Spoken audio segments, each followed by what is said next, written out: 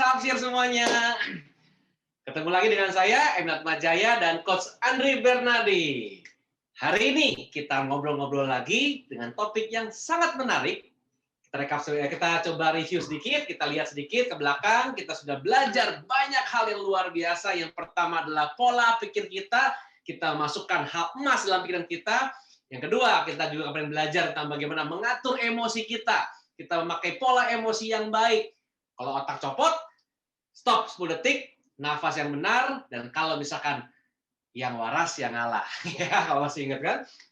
Yang ketiga, kita belajar bagaimana mengatur keuangan kita agar kita bisa punya tabungan dan kita bisa belanja suatu hal yang kebutuhan dan nantinya kita bisa belanja keinginan. Sebelumnya kita wajib mengetahui kebutuhan keinginan.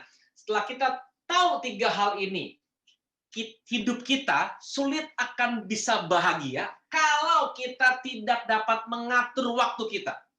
Kita sulit untuk bisa menjadi lebih sukses lagi, lebih besar lagi, dan kalau kita tidak mengetahui bagaimana mengatur waktu kita. Waktu kita satu hari hanya 24 jam. Ada orang yang kerja mati-matian sampai 24 jam pun juga mereka tidak ada hasil apapun yang berarti. Tapi ada orang yang kerja cuma 2-3 jam atau mungkin cuma 8-9 jam, tapi hasilnya luar biasa. Kok bisa gitu sih? Karena mereka pandai mengatur waktunya. Mereka pandai menggunakan waktunya semaksimal mungkin. Hari ini kita akan belajar bagaimana mengatur waktu yang optimal agar kita bisa hidup lebih bahagia, lebih sukses, dan lebih sehat. Karena itu kita akan belajar banyak bersama Coach Andri Bernardi. Selamat Coach. Thank you, Coach Emil. Oke, teman-teman semuanya, kita akan berbicara atau berdiskusi mengenai waktu. Oke, ada yang bilang kan time is money, waktu adalah uang. Berarti waktu kita itu sangat berharga, betul ya? Nah, setiap orang dikasih sama Tuhan sama loh waktunya. 24 jam. Ya, 7 hari dalam seminggu, 365 hari dalam 1 tahun. Namun ada beberapa orang yang bisa mengelola waktunya yang diberikan itu lebih baik daripada yang lain. Sehingga hasilnya pun, outputnya pun lebih baik daripada banyak orang. Nah, hari ini kita akan membahas yang simple saja mengenai pengaturan waktu yang simple. Jadi ingin ada awareness atau ingin ada kesadaran apa sih yang sebenarnya kita lakukan setiap hari itu. Nah, yang paling simple, alat atau tools yang paling simple itu namanya to-do list atau kita bilang daftar aktivitas. Nah, coba bapak-bapak dan ibu-ibu pikirkan atau mungkin sekarang dibuat. Diambil secari kertas, setelah itu ada pena atau pensil, coba ditulis. Dalam 1 hari itu saya biasanya ngapain aja sih? Apa aja tugas dan pekerjaan saya yang harus saya lakukan dalam 1 hari? Lebih baik lagi apabila kita melakukannya di pagi hari pada saat hari ini atau malam sebelumnya. Besok saya ingin ngapain aja? Ya, right? Besok saya ingin ngapain aja? Dibikin listnya semuanya. Apa saja pekerjaan yang Bapak dan Ibu harus lakukan? Ya. Nah, saya sudah buat sedikit contoh apa saja yang kita harus lakukan. Nah, kalau bisa dilihat di sini, mungkin tulisannya agak kecil. Nah, contohnya, contoh daftar aktivitas, ya kan? Mungkin ada bapak-ibu ada yang tulisnya, saya harus ke pasar, ya kan? Saya mesti masak, ya kan? Masak. Kita anggap ini masak, istilahnya masak pagi, siang, dan sore atau malam ya. Kita harus bersih-bersih rumah. Kita harus kerja, Pak, misalnya gitu kan, apapun itu kerjaannya. Mungkin di dalam pekerjaannya itu pun harus ada lagi hal-hal kecil yang harus dikerjakan. Nggak apa-apa, di list saja. Saya harus relax, Pak, maksudnya harus ada nonton sinetron. Ya kan, atau nonton TV, nonton acara, atau silat, atau apa gitu loh, yang buat refreshing lah. Boleh, oke. Ngobrol, Pak, sama tetangga. Boleh juga. Ada jadwal untuk telepon orang tua, atau WhatsApp, atau teks. Ada telepon mertua, kalau misalnya orang tua doang, misalnya gitu, jangan lupa mertua. Ya. Nah, juga ada saya jadwal untuk buat daftar pengeluaran saya, Pak, laporan, daftar pengeluaran saya. Kemarin kita sudah belajar mengenai pengaturan keuangan. Nah, yang Coach Emil bilang harus ada namanya daftar pengeluaran agar kita bisa tahu yang mana yang kebutuhan, yang mana yang keinginan. Oke, saya mesti buat itu, Coach. Lalu kita bisa buat buku impian yang sebenarnya saya pingin tuh apa sih yang saya inginkan itu, cita-cita saya, goal saya, tujuan saya itu apa sih? Lalu saya ingin bayar utang. Nah, utangnya sudah jatuh tempo. Oke, utangnya sudah jatuh tempo, jadi mesti dibayar. Lalu saya ada jadwal untuk main sama anak, Pak. Ya kan, main sama anak. Lalu ada ngobrol dengan pasangan. Oke, jadi tukar pikiran, ngobrol dengan pasangan, bagaimana hari ini. Lalu saya juga ada namanya baca atau nonton video edukasi. Balik lagi, yang kita sudah pelajari, kita ingin memupuk otak kita atau memprogram otak kita dengan emas-emas tadi. Nah, salah satunya video edukasi. Nah, ini contoh listnya doang. Contoh listnya doang. Setelah ada list ini, apa yang kita harus lakukan? Yang kita harus lakukan, kita harus membuat prioritas. Duh, gimana, Coach, membuat prioritas? Maksudnya cuma atas sama yang bawah, dari nomor 1 sampai nomor 14, mana yang lebih penting atau tidak?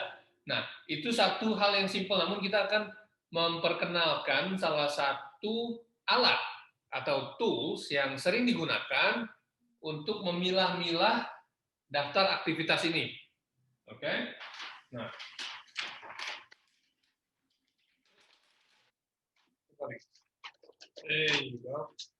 nah, ini ada 4 kotak di sini. 1, 2, 3, 4. Kita bilang ini 1. Ya. Ini 2 di sini ya, Coach ya. Ya. 3, 4. Oke, kita bilangnya ini kotak 1, 2, kotak 3, dan kotak 4. Yang 2 di kanan, Coach Andri. Sorry. Oh iya. Itu 3, iya. Ini 3. Iya. Oke. Jadi ada di atas itu namanya kategorinya mendesak. Sesuatu yang mendesak atau tidak mendesak. Ya. Mendesak atau tidak mendesak. Cukup jelas ya. Di sisi ini ada yang penting dan tidak penting. Oke? Mendesak, tidak mendesak, lalu ada yang penting dan tidak penting. Nah, tugasnya Bapak-bapak dan Ibu-ibu sekalian, dari list yang sudah dibuat, coba dimasukkan di kotak-kotak ini apa saja sih aktivitas-aktivitas Bapak dan Ibu dalam sehari-hari itu yang masuk kategori ini. Contohnya, di kotak 1 ada penting dan mendesak. Ya, ada sesuatu yang penting dan mendesak. Di kotak 2 ada aktivitas yang penting tapi tidak mendesak. Oke? Nah, kotak nomor 3 ada namanya tidak penting namun mendesak. Aktivitas apa saja kah itu? Right? Nah, sekarang kotak nomor 4 ada yang tidak penting dan tidak mendesak. Nah, untuk membuat lebih gampang lagi, kita akan menggunakan contoh daftar aktivitas yang sudah kita gunakan sebelumnya untuk kita isi. Jadi Bapak Ibu ada contohnya dalam mengerjakannya. Ini harus dikerjakan sendiri ya, Bapak Ibu sekalian, harus dikerjakan sendiri dengan list aktivitas yang Bapak Ibu punya juga. Oke? Mari kita kerjakan bareng-bareng, Coach Emil. Ya. Contohnya, ke pasar. Nah, lu ke pasar. Itu masuk yang mana? Penting nggak ke pasar, Coach? penting, rumah nggak makan. Penting, oke. Mendesak nggak kalau misalnya ke pasar itu pagi-pagi? Mendesak, kalau saya nggak ke pasar pagi-pagi, ntar nggak ada yang makan. Oke, berarti masuk ke bagian penting dan mendesak. Oke, ke pasar. Lanjut, yang kedua, masak. Sama, penting dan mendesak. Kalau masak nggak makan. Nggak ada yang makan. Oke. Lalu, bersih-bersih rumah. Nah, mana tuh? Penting apa? Penting nggak ya? Penting kan? Penting. Mendesak nggak? Nggak terlalu mendesak ya. Tergantung sih. Tergantung juga ya. Iya. Jadi masuknya gimana nih? Penting mendesak lah, bersih-bersih rumah. Harus rumah terlihat rapi kan, kalau enggak ntar berantakan nggak nyaman nanti. Wah, iya banyak nyamuk di rumah. Bersih dan mendesak. Oke, bersih-bersih rumah. Ya, Oke. Kerja, coach. penting dan mendesak. Oke, kerja. Kalau nggak kerja nggak ada pemasukan, ya. Nonton sinetron. Nah, masuk mana tuh ya? Penting nggak, coach? Nah ini, ternyata penting nggak ya? Kalau buat saya nggak pernah nonton sinetron masalahnya. Penting nggak ya? Ya sih enggak ya. Mendesak nggak? Enggak juga. Nggak juga ya. Jadi nggak gitu penting. Dan nggak mendesak juga. Di sini, berarti Ya. di kotak nomor 4. Yes. Nonton sinetron. Nah, nomor 6. Ngobrol sama tetangga. Coach, penting nggak, coach? Ya penting lah ya kalau tangga lah ya. Asal jangan gosip. Kalau gosip nggak penting tuh. Nah, kalau gosip, kan kita ngomong di sini. Ngobrol sama tetangga, kita bilang penting, mendesak nggak? Enggak. Enggak. Oke, ini ngobrol sama tetangga nih, supaya bersilaturahmi, betul ya? Tuh, silaturahmi bentuknya ini. Ngobrol tetangga nih, silaturahmi. Nah, kalau misalnya gosip di sini nih. Yes, gosip nggak penting soalnya dan juga nggak mendesak. Ya. Ingat ya, listnya harus jujur. Kalau nggak jujur nggak ada guna. Yap. Oke? Nah, tadi udah nih, ini sudah. Telepon orang tua, coach. Wah, Penting nggak? penting. Penting. Mendesak nggak? Enggak. Enggak. Oke. Telepon orang tua dan mertua lah ya, jadi satu ya. Ya. Mertua. Oke. Nah, sudah. Buat daftar pengeluaran, coach. Penting. Penting. Mendesak nggak? Enggak. Enggak juga ya. Daftar pengeluaran. Oke. Buat buku impian, coach. Penting nggak? Penting. Penting ya. Tujuan kan? Tujuan. Tujuan kan? Goals kan? Betul, tujuan. Pengen apa kita? Ya. Penting. Mendesak nggak, coach? Enggak.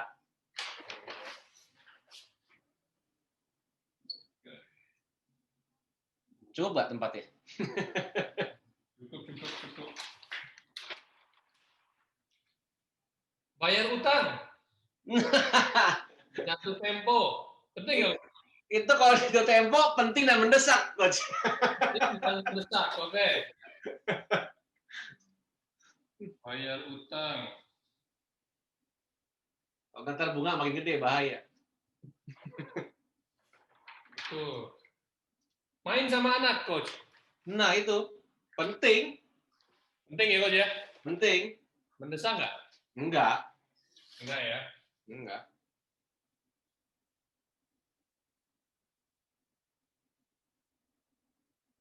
Oke. Ngobrol dengan pasangan, coach. Nah, itu juga penting, tapi juga nggak mendesak. Oke. Main dengan anak dan pasangan lah ya kalau saya. Waduh. Oke. Oke. Baca atau nonton video edukasi, coach. Nah, itu penting, Penting. tapi nggak mendesak. Oke. Nah, yang seru satu lagi tuh, coach. Lagi. Kalau yang mendesak tapi nggak penting kayak apa ya? Jadi bingung juga. Gak usah bingung. Contohnya, balas WhatsApp grup. Nah, iya. Ya, balas grup arisan. Ya, iya betul. Ya. Oh iya, betul. Nggak penting, tapi mendesak ya. Iya, mendesak. Ditanya terus di ping. Kemana ini? Kok nggak ada balasannya? Kayak gitu kan? Iya, betul. Contohnya, Coach, yang tidak penting tapi mendesak. Yang penting tapi mendesak. Mm-mm. Nah, untuk yang Korea 3 ini yang tidak penting mendesak, contohnya kalau ada teman telepon ngajakin jalan-jalan ke mall atau ke tempat departemen store atau apa gitu kan, teman telepon. Atau nongkrong, kita ajakin nongkrong yuk. Iya, teman telepon ngajakin nongkrong. Itu mendesak. Kenapa? Mesti angkat teleponnya. Ya, tetap mesti ada respon, namun tidak penting. Oke. Contohnya pas lagi ngeliat handphone di Tokopedia. Oh, ini ada offer sekitar 2 menit lagi udah selesai nih, misalnya nggak bisa itu. Saya mesti balas atau saya mesti itu. Apa mesti beli barangnya. Ya kan? Kalau nggak nanti nggak ada diskonnya lagi, coach. Yes. Nah, itu mendesak. Tidak penting. Tapi nggak penting. Iya. Nah, ini contohnya doang. Ini kan contohnya doang. Betul. Contohnya doang. Jadi kalau misalnya kita tadi yang kita bilang itu mesti beli barang tapi diskonnya cuma segini nih. Nah, kalau nggak dipakai kayak gitu expired. Nah, itu nggak penting sih sebenarnya, namun mendesak itu mesti direspon. Ngecek Facebook apa Instagram. Nah, Facebook sama Instagram.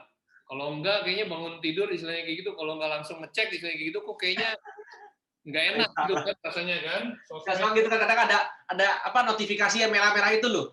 Kalau nggak dipencet nggak enak kayaknya, mendesak banget kayaknya, tapi nggak penting. Betul. Nah, ini tujuannya untuk mapping, untuk memetakan sebenarnya seperti apa sih. Nah, kalau kita lihat di kuadran nomor 1, di kotak nomor 1, ya, yang kita ke pasar, masak, bersih-bersih rumah, kerja, bayar utang, ini mau nggak mau kita harus lakukan. Ya. Kenapa? Karena ini penting dan mendesak, harus dilakukan. Harus dilakukan. Oke. Nah, untuk di kotak nomor 2, yang tidak mendesak tapi penting, ngobrol sama telepon orang tua, misalnya gitu kan, terus buat daftar pengeluaran, buku impian, main dengan anak dan pasangan, baca video edukasi, itu penting, namun tidak mendesak. Namun hati-hati di kotak yang ini, karena penting tidak mendesak, kebanyakan dari kita menunda. Betul banget Coach Andri. Right? Kebanyakan dari kita itu menunda. Dan nanti Coach Emil akan jelaskan apa akibatnya kalau misalnya kita menunda. Right? Menunda yang penting tadi, yang tidak mendesak. Oke. Nah, di kuadran ketiga itu ada yang tidak penting, namun mendesak. Yang tadi kita bilang, bales WhatsApp, ya kan, grup arisan atau apa segala macam, ada teman telepon kita mesti angkat. Nah, ini sesuatu hal-hal yang sebenarnya tidak penting, namun harus dilakukan. Kenapa? Karena mendesak. Oke. Nah, di kotak nomor 4 ini yang tidak mendesak dan tidak penting itu ada nonton sinetron sama gosip. Nah, kebanyakan ini waktu kita untuk ini kita eliminasi sehingga ada banyak waktu untuk yang lainnya. Oke. Nah, silakan Coach Jamil coba jelaskan apa sih akibatnya apabila kita menunda hal-hal yang penting dan tidak mendesak tadi. Yes, dari Coach Andri. So, Bapak Ibu sekalian, tadi yang Coach Andri katakan itu luar biasa banget serunya. Itu kalau yang kuadran 4, itu kita buang misalnya. So, nggak penting, nggak mendesak. Udah nggak penting juga nggak mendesak. Ngapain dilakuin? Buang-buang waktu. Ya, karena kita itu belajar untuk bisa mengoptimalkan atau kita bisa menggunakan waktu semaksimal mungkin. Nah, tadi yang Coach Andri bicarakan bahwa apa sih bahayanya kalau kita nunda hal yang tidak apa, yang penting tapi nggak mendesak.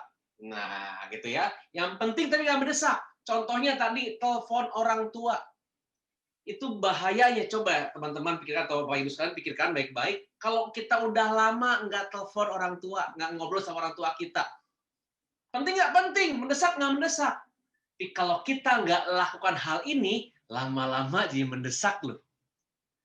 Ya, tiba-tiba orang tua ngomong, nggak perhatian sama orang tua. Nah, itu bahaya ininya. Akhirnya dia mendesak. Jika kita tidak melakukan hal yang penting, tapi nggak mendesak tadi, hati-hati. Lama-lama bisa jadi mendesak. Itu bahayanya. Contoh, main sama anak.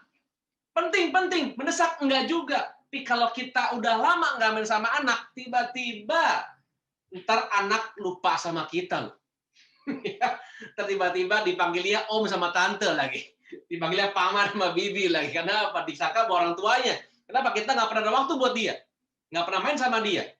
Akhirnya, suatu hal yang penting tidak mendesak tadi, lama-lama jadi mendesak.